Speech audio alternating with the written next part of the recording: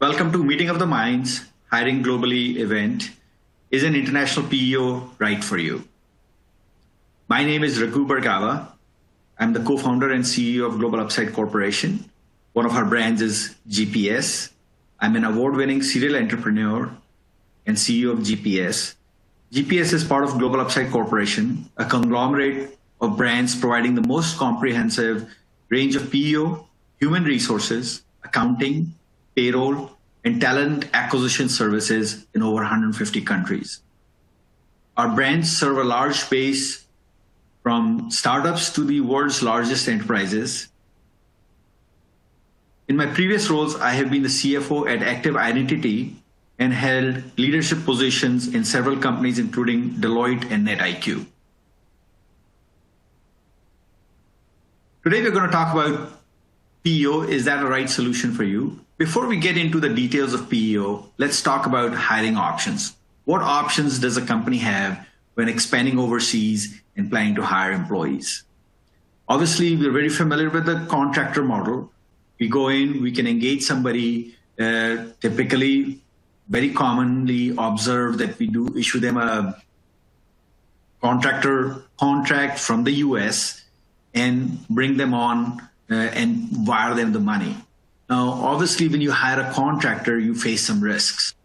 The biggest risk you face is a establishment. So now the company that is employing that person in that foreign jurisdiction actually has permanent establishment, which means now you need to worry about taxation and stuff in that country. The other more important risk is the employment risk. The employment risk has to do with not so much when you're starting and hiring somebody, but more so when there is a termination for, especially on not so good terms. The employee, the contractor, is going to file with the local labor commissioner and ask for benefits, unemployment benefits as an example, even though nobody has contributed to those benefits, and becomes an issue at the time of separation. Now, obviously, you can hire them as an employee, but to hire somebody as an employee in a foreign country, you need legal structure, branch, and you also have another option of hiring somebody through a PEO, or what's known in the US as professional employer organization, and outside of the US as employer of record. So what are the considerations in a little bit more detail? Objectives. Why are you hiring people?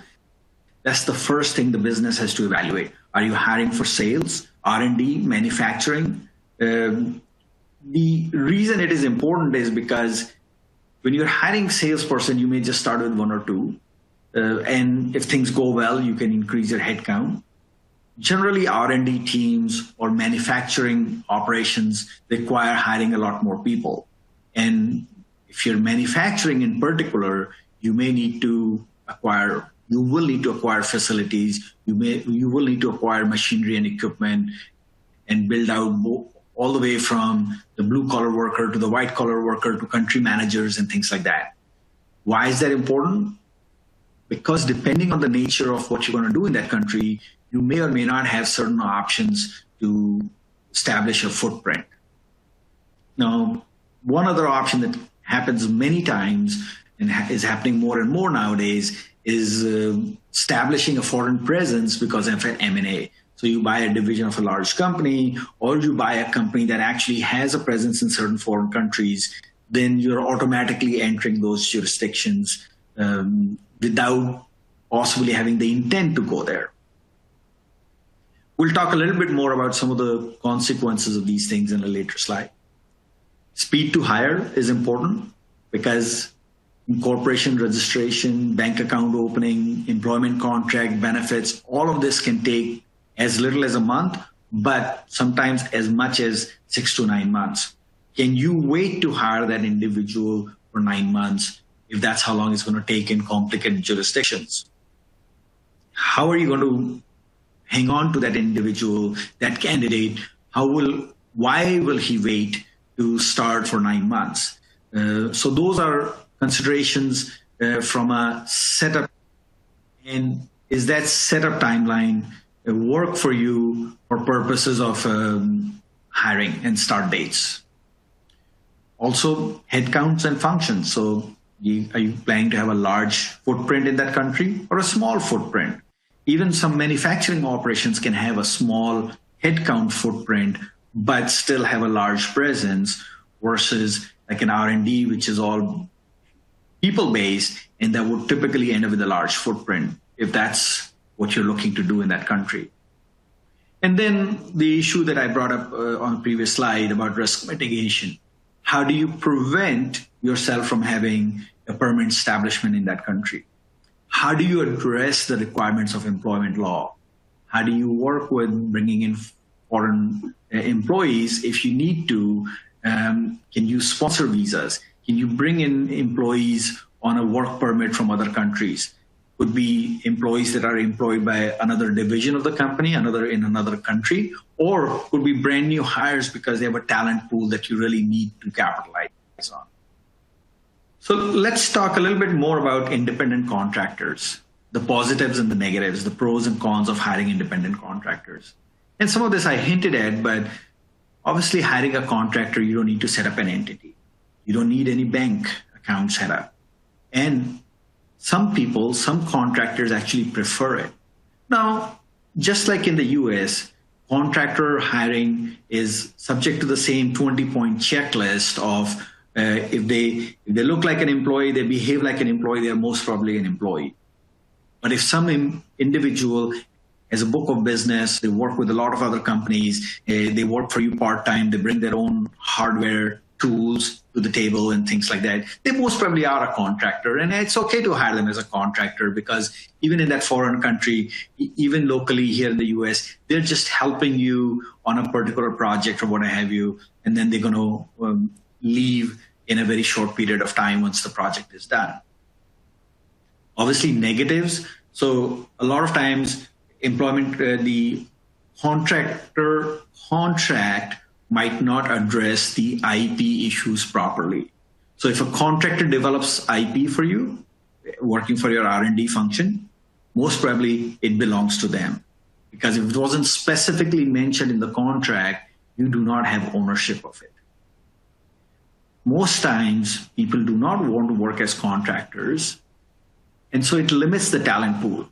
Somebody doesn't want to come on as a full-time contractor because they want to be a full-time employee. So that presents challenges with that in terms of who all can you hire. Misclassification woes, that's about, are you properly classifying this employee, this person, this individual as a contractor or as an employee? Because that misclassification can have consequences at the time of separation. And this time of separation, what happens is the contractor is able to negotiate a much more expensive package, severance package, because they can go to the local labor labor court and apply for all of those and say, hey, listen, I behaved as an employee all this time and I was working for this company and they never took care of my social charges.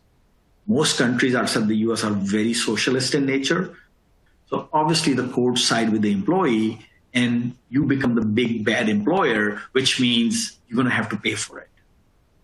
So imagine you're paying an employer $100,000.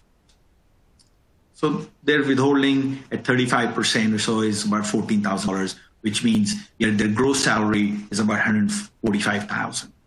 Now, that includes the payroll taxes at 46% or $45,000. So what you're doing is now when you come to severance, when you come to separation, what you're going to face is that the court is going to look at this $45,000 underpayment of taxes. And then they're going to assess penalties and interest. And because you have not paid that in a timely manner, they're going to be punitive. So a $100,000 employee, which would have costed you $114, and the taxes would have amounted to $145, can now cost you $200,000, maybe even more per year in terms of having to pay for all of that at a later stage. In fact, going to court will make it even more expensive because now you have to hire a lawyer in a foreign jurisdiction to fight your case for you and defend yourself. So what is a global PEO or employer of record, EOR? So a global PEO is basically what they're doing is they're hiring a candidate on your behalf to be on their payroll. What all does a PEO provide? They obviously provide local compliance. They typically have a local entity. That local entity is then that local entity is able to hire that candidate properly in compliance with the local laws. Obviously, that entity issues an employment contract. Now, employment contract, remember, it is very important to understand the concept that we're not dealing with a offer letter. Employment outside of the US is by contract, which means you need to have a contract. You need to have a bilingual contract in many, many countries. Germany, France, Russia, Ukraine, very easy examples of those. This employment contract is not a contract that you can issue from the US. It has to be issued from the local entity in compliance with local requirements. Once that person is onboarded, then you obviously have to run payroll and provide them benefits.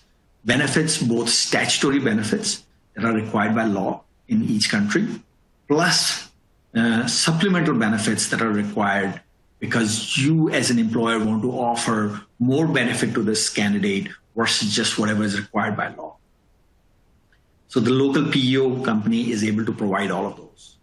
Now, if you're hiring people, you most probably have expense reports, which means somebody needs to process those expense reports, validate those are processed properly in line with the laws of that country so that they are not running through expenses on their expense report that are actually subject to payroll taxes.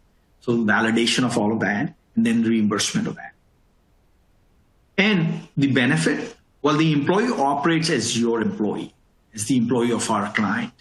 And they have a business card that has your name on it. They have an email address that has your name on it. Just their paycheck or their W-2 equivalent is under the name of the PEO provider or the employer of record. Why use a global PEO? Makes a lot of sense because we talked about some of the pros and cons of hiring as a contractor. We talked about what the PEO does. And so what this does is it allows you to have a broader talent. You can hire anybody and everybody as an employee. You're not forcing them to be a contractor. You're taking care of that employee properly in line with management's objectives of how they want to build a team. Provide them the right benefits, take care of payroll, have proper contracts with them, provide them the benefits that they need. You're obviously able to hire them very fast because you don't have any setup requirements. You can, instead of hiring in months, you can hire in days. You're able to just make one phone call and that PEO provider will be able to scale up to meet your needs. Increased flexibility. So you don't have a corporate structure when you hire through a PEO. You don't have to establish an entity in that foreign country. You don't have to register for taxes or for benefits, which means that if that employee leaves the company or you decide to terminate that employee because business plans aren't working out, you don't have to unwind any structure. You don't have to shut down the entity. You don't have to liquidate it. You don't have to go deregister with the government. And the biggest benefit is the reduced risk. It transfers the responsibility of compliance and all the requirements of the compliance to the PEO. What that does is somebody else is responsible. They take care of it. They have a book of business. They have a lot of employees on their payroll. So they are obviously complying with all of those requirements. You as the client don't have to worry about it. All you have to worry about is managing that employee in that foreign country, providing them access to your tools, making them work for you. If they're selling, go sell. Don't worry about compliance. Don't worry about payroll and things like that. So it does reduce your risk quite a bit in that respect. Now, when would you typically use a PEO? It's an interesting question because obviously there are situations that the PEOs make sense. There are situations that don't make sense. So the most obvious answer is when you're trying to test a new market. So you want to hire that first employee or maybe hire 2-3 employees to do some market research, maybe try to do some sales, see how that works out. Is there really a market for your product? Or maybe you're just exploring that if we set up a manufacturing facility, can we find the 300 people we need to employ there, or 5,000 people we need to employ there? What's the wages? What's all of that? And you're just doing some market research and analysis. So let's do the PEO. Before you establish your own entity, before you become having a permanent establishment in that country. Now, this also allows you to expand into other markets. So, for example, you may have a 5 or 10 country footprint with employees there and your own entities there. But what about the other 200 or so countries in the world? You're not going to be able to establish your physical presence, your corporation identity and everything in that country. And maybe what you want to do is do it through a PEO. Now, certain countries have extensive, translates into expensive compliance requirements. Countries like Brazil, countries like China, countries like India have a pretty extensive compliance requirement.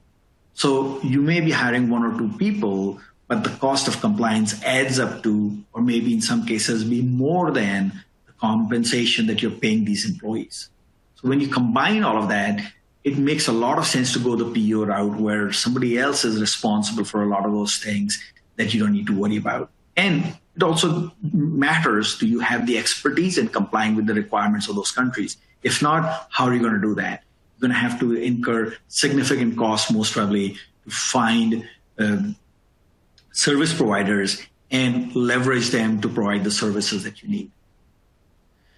Now, there are those situations of outliers.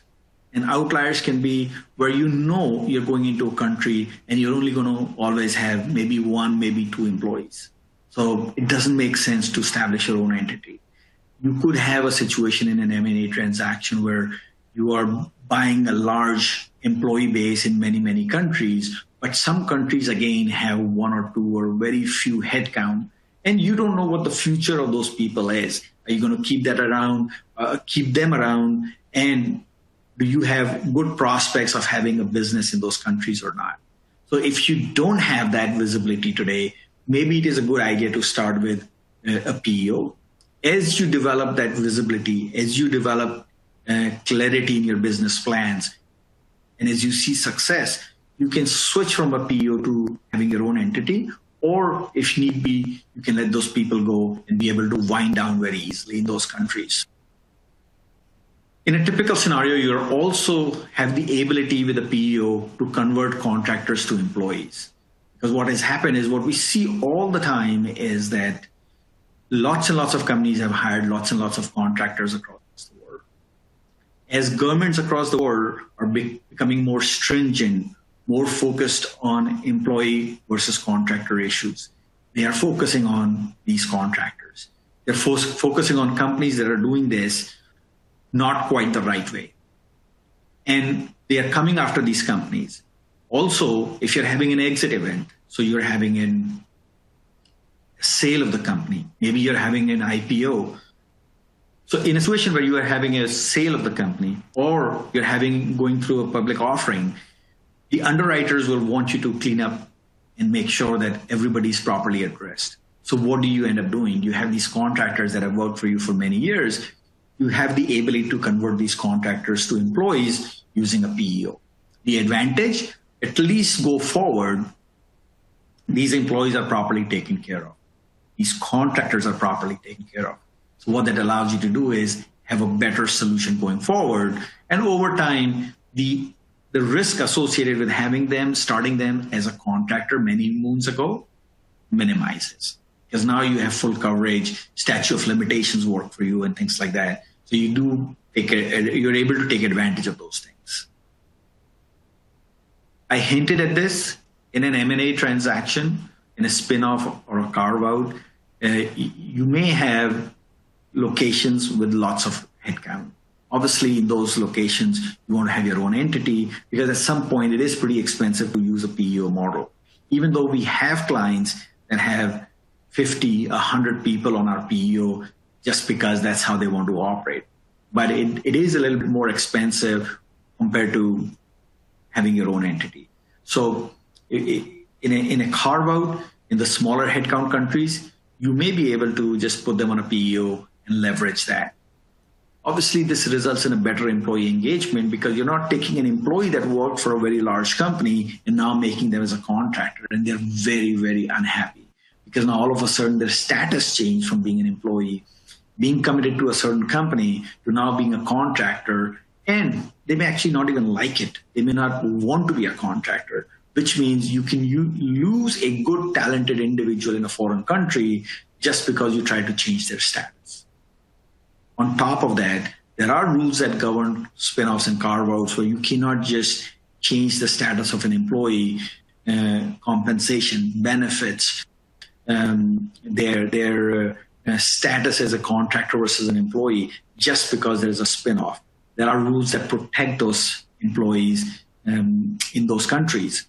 And so by putting them, you're carrying forward their employment status. You're able to then, through the PEO, provide them comparable benefits as to their prior employer and be compliant, not just with the ongoing requirements, but the requirements around transfer of employees, which actually results in a better employee experience and an engagement of that employee where she still feels that they are a valued member of the team and are committed to the company. Now, sometimes what happens is when you're setting up an entity and you know that you're going to hire 50, 100, 200 people, you're setting up a manufacturing operation in that country, but you want to hire somebody right away, say a country manager who's going to help you build all of that infrastructure that you need. And so what you may want to do is hire that head of that country on a PEO. Now, this also applies when the candidate is identified, but the entity is not set up. And it happens a lot where sales calls up accounting or HR and payroll and say, hey, you had this person on the payroll for 2 months. He hasn't gotten paid. And like, what payroll? What employee? What country? Now, in those situations, let's put them on a PEO. Let's get them paid. Let's get them all cleaned up while you're working on setting up your infrastructure, which can, like I said, take a month, can take many months. But meanwhile, the employee is well taken care of. And one thing that impacts the setting up of your entity significantly in this day and age, it's all around the terrorism and money laundering, where banks are very, very strict about getting to know who the ultimate owner is of these companies. And that can take forever to get through and establish a bank account.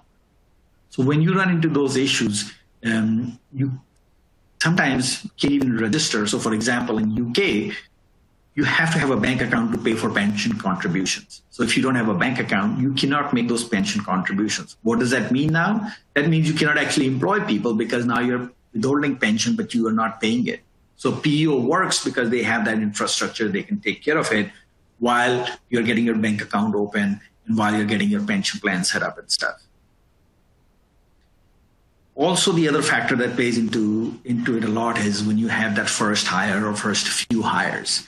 In many countries, it is almost impossible to to procure benefits for 1 or 2 employees because there isn't enough premiums, which means the brokers aren't going to get paid enough money. So they will not work on helping you implement a benefit plan, and especially not a benefit plan that you may want to implement with a whole bunch of supplemental benefits that are very rich compared to the statutory requirements. So what do? You go through a PEO that has access to those plans, that has access to already established plans, supplemental plans, statutory plans, and things like that. And so you can just quickly put people on their payroll. They will provide all the benefits. They will take care of this employee just like a regular employee, and you don't have to worry about it. Now, some other considerations, if you're outgrowing your PEO and you are planning to hire a lot more people because business has been successful in that country, what else can you do? Obviously, you can establish a legal entity. Now, given that people are on a PEO, you have, in a manner of speaking, a lot of time available to do that.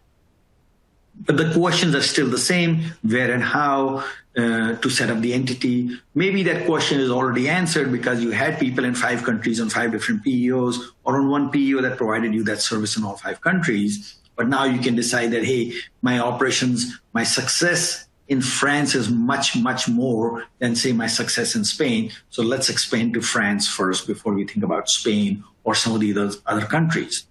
So then you can get help around the entity setup, the activities around that, from incorporation, registration, registered offices, resident directors, all of those things, opening of the bank account, things like that, and get that going while you don't have time pressures. Obviously, as you get your own entity going, you have to worry about hiring and employment law. Employment law is very, very different in countries outside the US, and pretty strict, pretty favorable to the employees because of the socialist nature of these countries. So you have to make sure that you do everything by the book, that you have your employment contract that is properly drafted, bilingual if need be, and things like that. You understand where wet signatures are required. You understand where you can do a DocuSign and still hire somebody through that process. You have to evaluate what kind of management structure do you intend to have? Central versus regional versus local. Obviously, in a centralized management structure, everything may be controlled out of headquarters, but you still need to address the needs of the local jurisdiction. How are you going to do compliance? How are you going to do the accounting for those countries, especially countries like France, Brazil, where there are a lot more local requirements? Mexico is another one. Many times regional models are very favorable because what you can do is set up a shared service center in a lower cost jurisdiction and service a broader geography from it. So you can set up a center in Ireland, be able to service all of Western Europe. Maybe go to Romania or someplace and service some of those Eastern Bloc countries and things like that. And because they are closer to the geographies, they're actually able to do a lot more locally. Regionally, sorry. Now you can obviously go to a local model, and the local model works great, especially if you have hundreds or thousands of people in that country, because you then need local support, in the office support, to support the staff that you have in that country. Keeping in mind, the local support today, in the office support, has a very new meaning, especially with pandemic, where people are not going to work and stuff. So these regional, these centralized models work great. They allow you to still service your employees. But remember, to service these employees on a global basis from a centralized operation center, even from when people are working from home, requires extensive tools. Tools that you do need to procure so that people have access, people can communicate, and not just tools like Zoom or other video conferencing tools, but HRIS systems that allow people to manage their staff in some other country, some other place, in some other time zone. And no matter which structure you pick, you have to think about headquarters support. So you have to think about how does management from the central point of origin support people in each of these countries, each of these regions, each of them locally, and how do you build all of that infrastructure? Now, pre-COVID days, and hopefully someday when the pandemic dies, we can all travel, go visit the teams, and start to build the teams again live versus just remotely. Here is a small, short cheat sheet to determine if the PEO or a legal entity is right for you. So first steps in a country, testing the market, PEO makes a lot of sense. Surprise hires, I mentioned this earlier. You had this employee for 2 months, he has not been paid, and nobody knows about it other than the hiring manager. How are you going to get them paid? You don't even know where this country might be. You don't know how to pay them. You don't know what the payroll rules are, employment rules are. PEO makes a lot of sense. Long-term, low-volume countries. So countries where you intend to have just a few headcount, but on a long-term basis. And even short-term basis, makes sense to put them on a PEO. Obviously, PEO is a great solution, great alternate to contractors. This opens up all types of people that you can hire because everybody is used to being an employee. The contractor model is great in the US because people in the US have been used to being a contractor for a long time, but not so much outside of the country.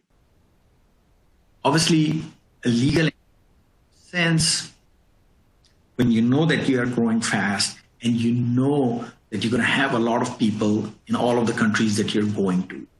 So establish your entity. You may have the bandwidth, the timeline necessary to expand with your own footprint. Do it, set it up, and then you can continue to grow with that. And this is obviously when you have an existing planned large headcount. There are benefits of having your own entity from a tax strategy and benefit of the tax strategy.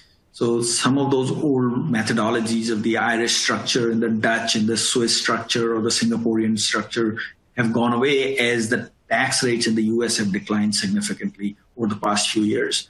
But the changes in tax regimes, changes in the tax regimes of other countries, you may still be able to benefit from a tax strategy, and which is available only when you have your own legal entity structure. Because when they are on a PEO, that benefit does not accrue to you, it accrues to the PEO provider. Now, as your headcount is growing, you are outgrowing the PEO model, which means a legal entity makes a lot of sense. It just depends on which country, what the compliance requirements are, what is the extent of these compliance requirements, and how expensive that becomes. All of that plays into your PEO versus legal entity discussion. And if you have the right PEO provider, they can actually help you do that analysis and show you what the PEO cost is, which you obviously should know already, but also show you what it would cost to not just establish year one cost, but also to run it on an ongoing basis with a similar headcount. And that allows you to have a financial discussion about should you stay with the PEO or should you change to a legal entity. Keeping in mind that not all PEOs offer a legal entity option because they are just providing you the PEO solution.